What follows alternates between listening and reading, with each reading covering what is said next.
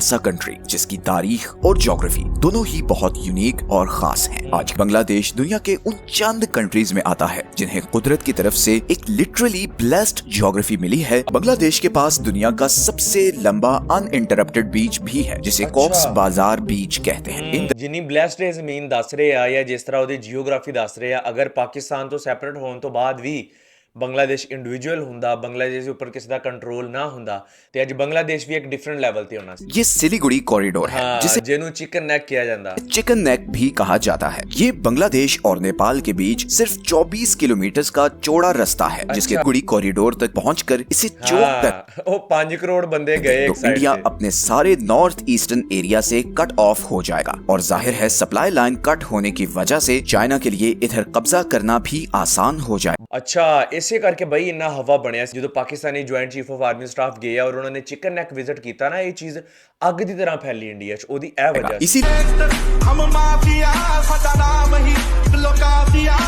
So welcome back to the channel. ਆਪਾਂ ਹਾਜ਼ਰ ਇੱਕ ਹੋਰ ਐਕਸ਼ਨ ਵੀਡੀਓ ਨਾਲ। ਦੋਸਤੋ, ਇੱਕ ਹੋਰ ਬੜੀ ਮਜ਼ੇ ਦੀ, ਬਾਕਮਾਲ ਤੇ ਇੰਟਰਸਟਿੰਗ ਕਿਸਮ ਦੀ ਵੀਡੀਓ ਤੁਹਾਡੇ ਵਾਸਤੇ ਲੈ ਕੇ ਆਇਆ। ਅੱਜ ਦੀ ਵੀਡੀਓ ਦਾ ਟਾਈਟਲ ਹੈਗਾ is the best geography of south Asia. ਸਹੀ ਆ, ਮਤਲਬ ਬਿਗ ਸਟੇਟਮੈਂਟ ਆ, ਯਾਨੀ ਕਿ ਅੱਜ ਆਪਾਂ ਬੰਗਲਾदेश ਨੂੰ ਐਕਸਪਲੋਰ ਕਰਾਂਗੇ ਔਰ ਬਹੁਤ ਮਜ਼ੇ ਦੀਆਂ ਚੀਜ਼ਾਂ ਐਕਸਪਲੋਰ ਕਰਾਂਗੇ ਪਾਕਿਸਤਾਨ ਬੰਗਲਾदेश ਦੇ ਬਾਰੇ। ਸਹੀ ਆ, ਇਹਨਾਂ ਦੇ ਰਿਲੇਸ਼ਨ ਕਿਸ ਤਰ੍ਹਾਂ ਰਹੇ ਆ ਔਰ ਇਹਦੇ ਉੱਪਰ ਇੰਡੀਆ ਦਾ ਇਨਫਲੂਐਂਸ ਕਿਸ ਤਰ੍ਹਾਂ ਰਿਹਾ, ਇੰਡੀਆ ਨੇ ਕਿਸ ਤਰ੍ਹਾਂ ਇਹਨੂੰ ਕੰਟਰੋਲ ਕਰਕੇ ਰੱਖਿਆ। ਸਹੀ ਆ, ਸੋ ਵੀਡੀਓ ਬਹੁਤ ਮਜ਼ੇ ਦੀ ਇੰਟਰਸਟਿੰਗ ਹੋਣ ਵਾਲੀ ਹੈ। ਵੀਡੀਓ ਨੂੰ ਹੁਣ ਤੱਕ ਲਾਈਕ ਨਹੀਂ ਕੀਤਾ ਤਾਂ ਵੀਡੀਓ ਲਾਈਕ ਕਰ ਲਓ, ਪਿਆਰਾ ਜਿਹਾ ਕਮੈਂਟ ਕਰ ਲਓ। ਸੋ ਆਪਾਂ ਦੇਖਦੇ ਵੀਡੀਓ ਅੱਜ ਵੈਸੇ। ये है बांग्लादेश। इंडिया और म्यांमार के बीच मौजूद एक ऐसा कंट्री जिसकी तारीख और ज्योग्राफी दोनों ही बहुत यूनिक और खास है। आजकल हर तरफ बांग्लादेश का चर्चा है और इसकी वजह वहाँ पर हाल ही में होने वाली बहुत सी पॉलिटिकल चेंजेस हैं। मगर बहुत कम लोग ये जानते हैं कि बांग्लादेश का असल चर्चा जिस चीज की वजह से होना चाहिए वो उसकी ज्योग्राफी है। अगर मैं ये कहूँ कि बांग्लादेश दुनिया के उन चंद कंट्रीज में आता है जिन्हें कुदरत की तरफ से एक लिटरली ब्लेस्ड ज्योग्राफी मिली है तो गलत नहीं होगा।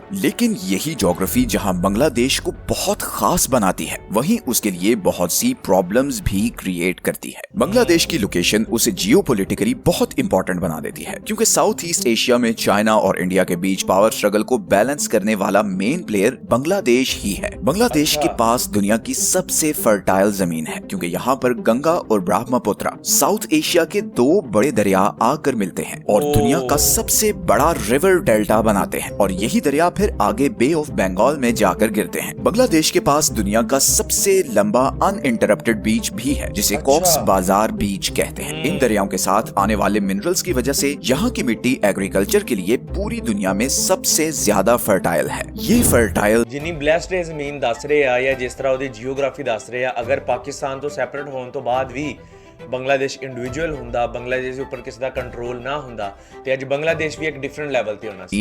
700 से भी ज्यादा दरिया और समुंदर को एक्सेस, यही वो चीजें थी जिसकी वजह से बंगाल का ये सारा एरिया हमेशा से इंडिया का सबसे अमीर सूबा रहा है। यूरोपियंस के यहाँ आने से पहले 15वीं सदी तक बंगाल सिल्क, कॉटन और हैंडीक्राफ्ट आइटम्स का सबसे बड़ा एक्सपोर्टर था। बंगाल की टेक्सटाइल इंडस्ट्री पूरी दुनिया में मशहूर थी और एशिया से एक्सपोर्ट होने वाला 80% रॉ सिल्क बंगाल से ही सिल्क रूट के जरिए सेंट्रल एशिया और यूरोप तक जाता था। भाई साहब, 80% सिर्फ एक छोटा जिहा मुल्क प्रोवाइड कर ਰਿਹਾ। 16th सेंचुरी में जब पोर्चुगीज एक्सप्लोरर, मैं इंडिया ਦੇ ਹਿਸਾਬ ਨਾਲ ਗੱਲ ਕਰ ਰਿਹਾ क्योंकि ਜਦੋਂ ਇੰਡੀਆ ਦੇ ਦੌਰ 'ਚ ਤੇ ਇਕੱਠਾ ਹੀ ਸੀ ਨਾ, ਉਦੋਂ ਤੇ ਇੰਡੀਆ ਦਾ ਇੱਕ ਛੋਟਾ ਜਿਹਾ ਹਿੱਸਾ ਸੀ। पहली बार यहाँ आए तो यहाँ की खुशहाली देखकर वो दंग रह गए। यहाँ की हैंडलूम इंडस्ट्री, आर्ट, एग्रीकल्चर, इतने रिसोर्सेज और इंडस्ट्री तो उस वक्त यूरोप में भी कहीं नहीं थी। पोर्चुगीज भाग गए थे कि उन्होंने सोने की चिड़िया डिस्कवर कर ली है। इसीलिए फ्रेंच ट्रैवलर फ्रैंकोआ बर्नियर ने लिखा था कि 17th सेंचुरी का बंगाल अपनी पीक टाइम के इजिप्ट से भी ज्यादा खुशहाल था। अब ये वो टाइम था जब पोर्चुगीज एम्पायर पूरी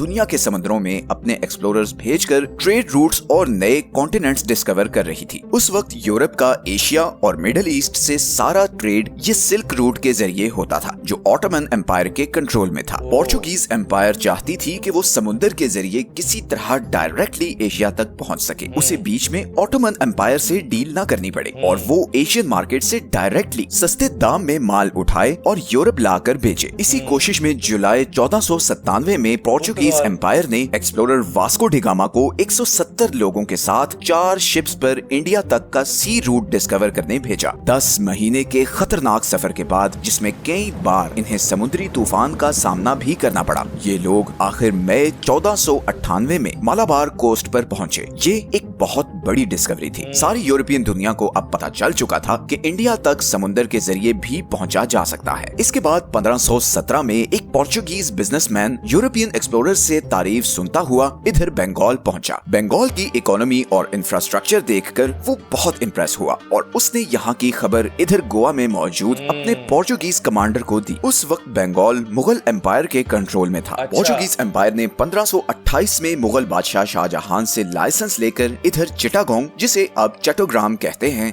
यहाँ से ट्रेडिंग शुरू की। कुछ ही अरसे में पोर्चुगीज एम्पायर ने बंगाल पर अपना असर और कंट्रोल बढ़ाना शुरू कर दिया। यहाँ पर बड़ी बड़ी बिल्डिंग्स बनाई जाने लगी जिनको वेयर हाउसेस के तौर पर यूज किया जाने लगा। और सिर्फ यही नहीं बल्कि पोर्चुगीज एम्पायर ने यहाँ पर गरीब हिंदू और मुस्लिम फैमिली से छोटे छोटे बच्चों को खरीद कर गुलाम बनाना शुरू किया और उन्हें जबरदस्ती क्रिश्चियनिटी में भी कन्वर्ट किया जाने लगा। पोर्चुगीज एम्पायर ने इधर हुगली को अपना ट्रेडिंग हब बना लिया और यहीं से वो पूरे बंगाल और इंडिया में ट्रेड करने लगे। ये चीज मुगल बादशाह शाहजहां को बहुत ज्यादा खटकी और 1632 में मुगल आर्मी ने हुगली पर हमला किया और 3 महीने के घेराव के बाद उसे फतह कर लिया। इस लड़ाई में 1000 के करीब पोर्चुगीज मारे गए और तकरीबन 4000 को कैदी बना लिया गया। इसके बाद पोर्चुगीज एम्पायर का बंगाल पर कंट्रोल टूटना शुरू हो गया और यहीं पर एंट्री हुई ईस्ट इंडिया कंपनी की।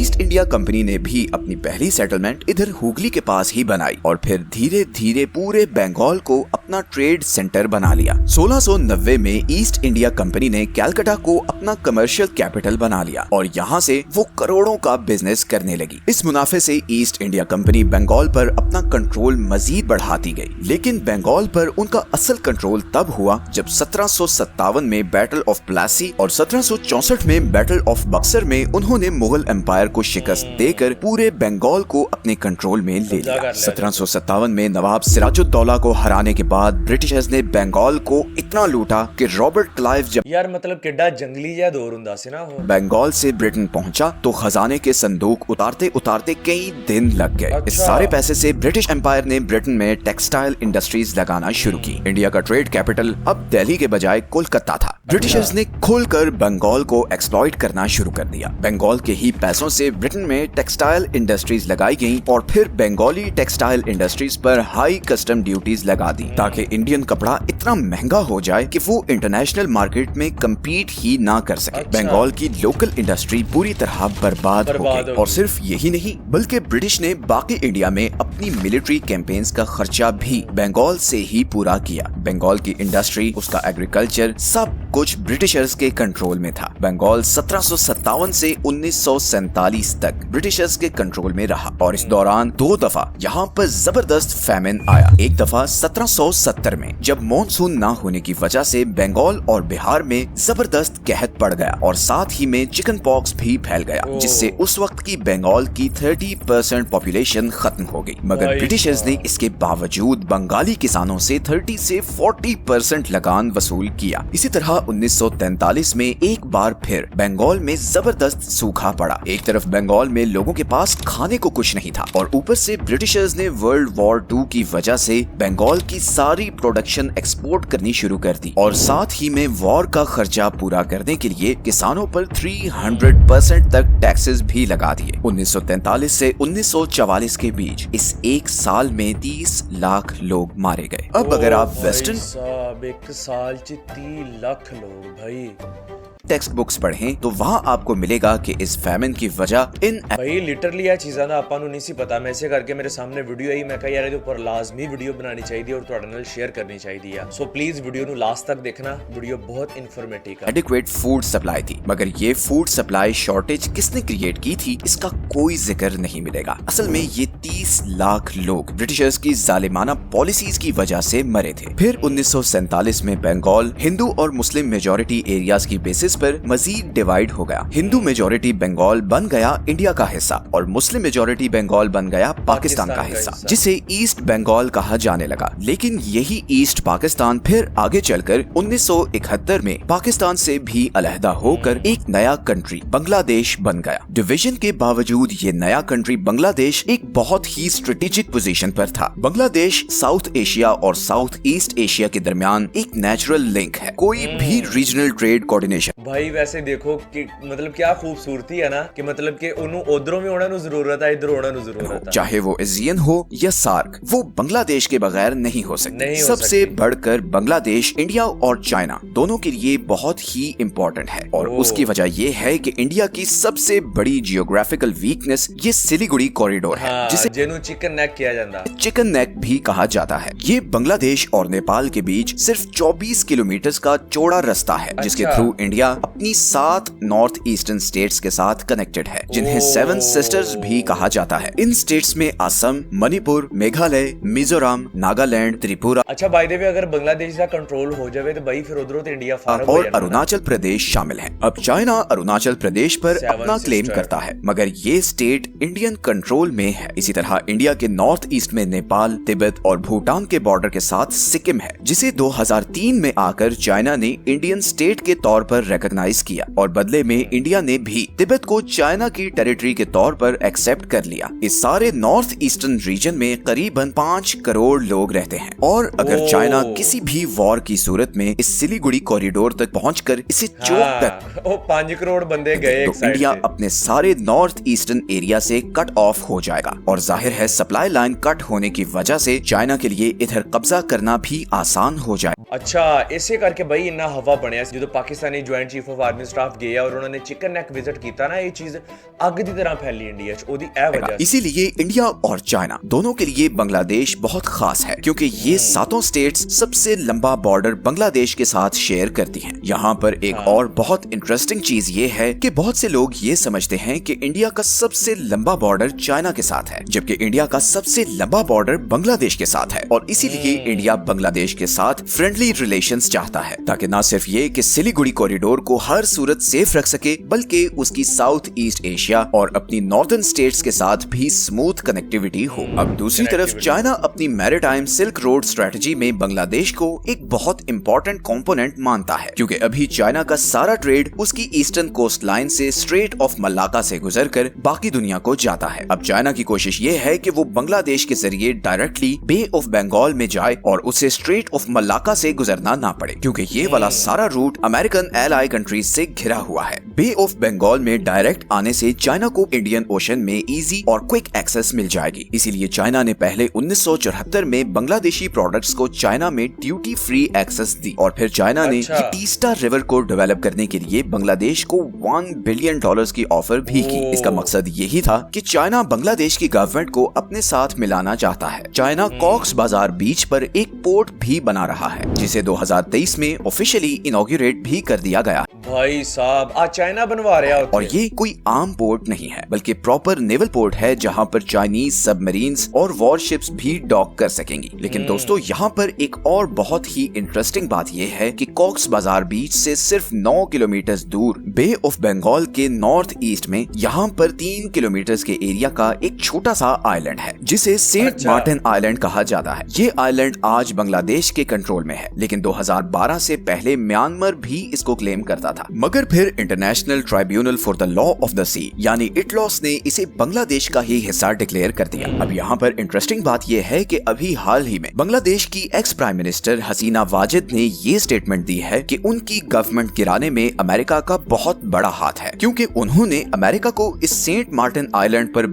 अच्छा मोस्टली वैसे किसी ने भी गवर्नमेंट गिर दिया और अमेरिका नु ही ब्लेम बेस बनाने की इजाजत नहीं दी थी। यही कहंदे सीगे लाइक मतलब ये चीज किते ना किते इन्फ्लुएंस से जरूर हुंदा वा। ये बात बहुत सालों से न्यूज में आती रही है कि अमेरिका यहाँ पर एक एयर बेस बनाना चाहता है, ताकि अगर चाइना बांग्लादेश के थ्रू स्ट्रेट ऑफ मलाक्का को बाईपास कर भी ले तो यहाँ पर अमेरिका इस बेस के थ्रू उसकी एक्टिविटीज पर नजर रख सके। और अब जब चाइना ने बे ऑफ बंगाल में नेवल पोर्ट बना ली है तो अमेरिका की यहाँ पर एयर बेस की अहमियत और भी ज्यादा हो गई है। And on top of this Bangladesh में नई गवर्नमेंट का झुकाव किस कंट्री की तरफ होगा, ये पॉइंट इस वक्त पूरी दुनिया का फिलहाल तो पाकिस्तान दी साइड पे ही है, फोकस ऑफ अटेंशन बना हुआ है। यहीं पर अगर हम बांग्लादेश की यार भाई मैंने बांग्लादेश तो कमेंट्स आंदे, यकीन करो बंगाली भाई जिस तरह कमेंट कर दिया, यकीन करो बड़े प्यारे प्यारे कमेंट कर दिए। जियोग्राफिक फीचर्स पर वापस आए तो जैसा कि हम पहले भी डिस्कस कर चुके हैं कि बांग्लादेश का सबसे बड़ा रिसोर्स उसके ये दरिया हैं, जहां बाकी सारी दुनिया पानी की कमी का शिकार है, वहीं बांग्लादेश के पास बहुत पानी है, Extra. बल्कि जरूरत से कुछ ज्यादा ही पानी है। बांग्लादेश का सबसे बड़ा इशू ये है कि यहाँ पर हर साल बहुत खतरनाक तूफान और फ्लड्स आते हैं। हर मॉनसून में ये दरिया उबल पड़ते हैं और बांग्लादेश के ये 70% हाईलाइटेड एरियाज फ्लड की वजह से तबाही का शिकार होते हैं और तकरीबन हर मॉनसून में यही होता है। इसकी वजह अच्छा, इस चीज ਨੂੰ अगर संभाल लिया जाए ना तो कह लो कि बहुत बड़ा हथियार है। ये है कि साउथ एशिया में मॉनसून विंड्स ओरिजिनेट ही बे ऑफ बंगाल और अरेबियन सी से होती हैं। अब क्योंकि बांग्लादेश बे ऑफ बंगाल के बिल्कुल साथ है तो सबसे ज्यादा बारिश भी इधर ही होती है। अच्छा। बट स्टिल जिस तरह की फर्टाइल जमीन और समुद्र की एक्सेस बांग्लादेश के पास है, अगर बांग्लादेश को एक कमिटेड लीडरशिप मिल जाए तो इस कंट्री की तकदीर बदल सकती है। फिलहाल तो सारी यार नहीं हसीना वाजे चली गई है, हुन जनमन तकदीर बदलेगी, इंशाल्लाह बदलेगी। दुनिया का फोकस बांग्लादेश में आने वाली क्योंकि वो मोदी दी कठपुतली सीगी, सही है, क्योंकि उन्हें पनाह भी मोदी को जाके ली है। सो ये चीजें नई सारी सरकार पर होगा बिकॉज वो ही साउथ ईस्ट एशिया का पावर बैलेंस डिसाइड करेगी। मेरी तो दुआ है कि बांग्लादेश के हालात जल्द से जल्द ठीक हों और वो अपने अनटैप्ड पोटेंशियल से भरपूर फायदा यार बड़े प्यार वाले जी आ, बहुत प्यार वाले आ और बड़े पॉजिटिव लोग हैं उठाए। ये हैं वो सारे सोर्सेज जहां से हमने इस वीडियो के लिए कंसल्ट किया है। वंस अगेन, अगर आपको ऐसी ज्योग्राफी और मैप एनिमेशन वीडियोस में इंटरेस्ट है तो कंट्रीज ज्योग्राफी के नाम से प्लेलिस्ट को जरूर ओके लो जी दोस्तों, आसे आई दी एक होर एक्शन वीडियो। सो ਅੱਜ ਆਪਾਂ ਬੰਗਲਾਦੇਸ਼ ਨੂੰ ਬੜੇ ਅੱਛੇ ਤਰੀਕੇ ਨਾਲ ਐਕਸਪਲੋਰ ਕੀਤਾ ਔਰ ਬਹੁਤ ਸਾਰੀਆਂ ਚੀਜ਼ਾਂ ਦੇ ਵਿੱਚ ਡਿਸਕਸ ਕੀਤੀਆਂ। ਤੁਸੀਂ ਸੁਣਾਓ ਕੈਸੀ ਲੱਗੀ ਵੀਡੀਓ, कैसा लगा रिएक्शन। अगर वीडियो ने ਤੁਹਾਨੂੰ ਥੋੜੀ ਜਿਹੀ ਇਨਫੋ ਮਜ਼ੀਦ ਪ੍ਰੋਵਾਈਡ ਕੀਤੀ ਆ ਤੇ ਪਲੀਜ਼ ਅਗਰ ਚੈਨਲ ਤੇ ਨਵੇਂ ਹੋ ਤਾਂ ਚੈਨਲ ਲਾਈਕ ਸਬਸਕ੍ਰਾਈਬ ਸ਼ੇਅਰ ਕਰ ਲਓ, ਬੈਲ ਆਈਕਨ ਦਬਾ ਕੇ ਆਲ ਨੋਟੀਫਿਕੇਸ਼ਨ ਕਰ ਲਓ ਤੇ ਜਿਹੜੇ ਰੈਗੂਲਰ ਮੈਨੂੰ ਦੇਖ ਰਹੇ ਆ ਤੁਸੀਂ ਸੁਣਾਓ ਤੁਹਾਨੂੰ ਕੈਸੀ ਲੱਗੀ ਵੀਡੀਓ। ਮੈਂ ਕਿਹਾ ਯਾਰ ਆਪਾਂ ਨੂੰ ਨਾ ਥੋੜਾ ਜਿਹਾ ਦੇਖੋ, ਆਪਾਂ ਸ਼ੁਗਲ ਮੇਲਾ ਕਰਦੇ ਆ, ਹਸੀ ਮਜ਼ਾਕ ਕਰਦੇ ਆ, ਉਹ ਵੀ ਚੱਲਦਾ ਰਹੇਗਾ ਨਾਲ ਕੁਝ ਥੋੜੀ ਜਿਹੀ ਇਨਫੋਰਮੇਟਿਵ, ਕਿਉਂਕਿ ਮੈਨੂੰ ਬਾਸ ਟਾਈਮ ਫੀਲ ਹੁੰਦਾ ਕਿ ਯਾਰ ਮੈਂ ਤੁਹਾਨੂੰ ਪ੍ਰੋਵਾਈਡ ਕੀ ਕਰ ਰਿਹਾ, ਮਤਲਬ ਕਿ ਮੇਰੀ ਵੀਡੀਓਜ਼ ਦੇ ਨਾਲ ਤੁਹਾਨੂੰ ਥੋੜਾ ਜਿਹਾ ਵੀ ਕੋਈ 1% ਵੀ ਫਾਇਦਾ ਹੋ ਰਿਹਾ, ਲਾਈਕ ਤੁਹਾਡੀ ਨੌਲੇਜ ਦੇ ਵਿੱਚ, ਤੁਹਾਡੀ ਸਿਹਤ ਦੇ ਵਿੱਚ, ਤੁਹਾਡੀ ਹੱਸੀ ਦੇ ਵਿੱਚ ਤੇ ਮੈਂ ਕਰ ਰਿਹਾ ਸੀਗਾ ਤੇ ਹੱਸੀ ਦੇ ਨਾਲ ਬੰਦੇ ਦੀ ਸਿਹਤ ਵੀ ਬਣਦੀ ਹੈ, ਠੀਕ ਆ ਜਾ ਕੇ ਨੌਲੇਜ ਮਿਸ ਹੋ ਰਹੀ ਸੀ। ਸੋ ਇਸ ਕਰਕੇ ਮੈਂ ਕਿਹਾ ਥੋੜਾ ਜਿਹਾ ਨਾ ਜ਼ਰਾ ਨਾ ਨੌਲੇਜੇਬਲ ਵੀਡੀਓ ਤੁਹਾਡੇ ਵਾਸਤੇ ਲੈ ਕੇ ਆਵਾਂ। तो एक छोटी सी कोशिश थी ਤੁਹਾਡੇ ਵਾਸਤੇ। ਸੁਣਾਓ कैसी लगी वीडियो, कैसा लगा रिएक्शन, कमेंट करके लाजमी दसना, एप्रीशिएट करिया करो, मैं ਤੁਹਾਡੇ ਸਾਰਿਆਂ ਦੇ ਕਮੈਂਟਸ ਪੜਦਾ ਹੁੰਨਾ। ਬਾਕੀ ਜਿਹੜਾ ਨਵਾਂ ਚੈਨਲ ਬਣਾਇਆ ਸਰਕਾਰ ਉਹਨੂੰ ਲਾਈਕ ਕਰ ਲਓ, ਉਸਾਮਾ ਰਿਐਕਸ਼ਨਸ 2.0, ਉਹਦੇ ਉੱਪਰ ਆਪਾਂ ਬੜੀ ਮਜ਼ੇ ਦੀਆਂ ਵੀਡੀਓ ਲੈ ਕੇ ਆਣੀਆਂ, ਇਸ ਕਰਕੇ ਉਹਨੂੰ ਵੀ ਲਾਈਕ ਸਬਸਕ੍ਰਾਈਬ ਸ਼ੇਅਰ ਕਰ ਲਓ, ਬੈਲ ਆਈਕਨ ਦਬਾ ਕੇ ਆਲ ਨੋਟੀਫਿਕੇਸ਼ਨ ਕਰ ਲਓ, ਸਹੀ ਹੈ। ਸੋ ਆਪਣਾ ਰੱਖੋ ਢੇਰ ਸਾਰਾ ਖਿਆਲ, ਮਿਲਦੇ ਆ ਨੈਕਸਟ ਵੀਡੀਓ ਨੈਕਸਟ ਕੋਨਰ ਦੇ ਨਾਲ। ਬਿਗ ਲਵ ਬਿਗ ਰਿਸਪੈਕਟ।